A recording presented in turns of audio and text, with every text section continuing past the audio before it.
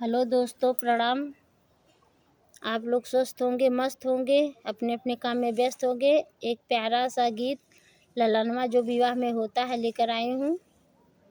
बहुत प्यारा सा है। कमेंट करना, लाइक भी करना, सब्सक्राइब भी करना भूलना नहीं।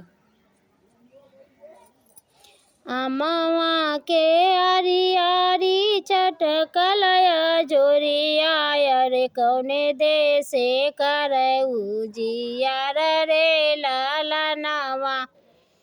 अरे कौने देसे करऊ जियार रे ललनवा।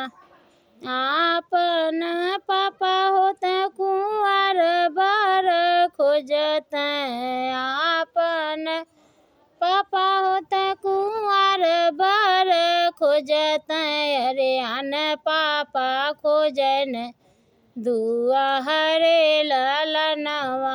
अरे अन पापा खोजन दुआरे ललनवा। अमवा के आरी आरी चटकल जोरिया रे कौने देसे करला अजोर रे ललनवा।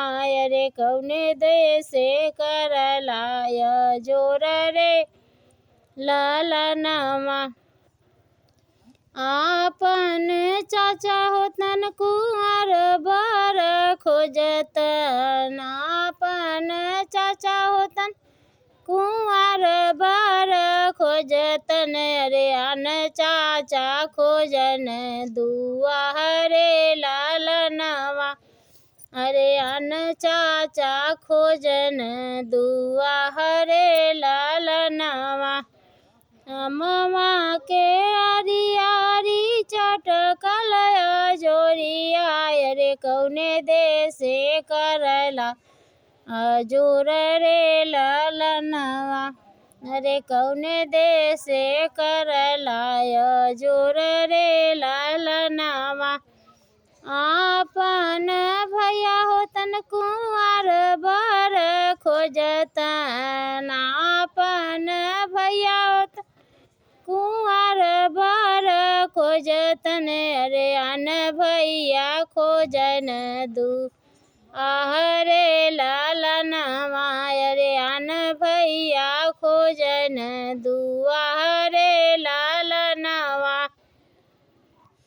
अमवा के आरी आरी चटकल जोरिया रे कौने देसे करऊ जियार रे ललनवा।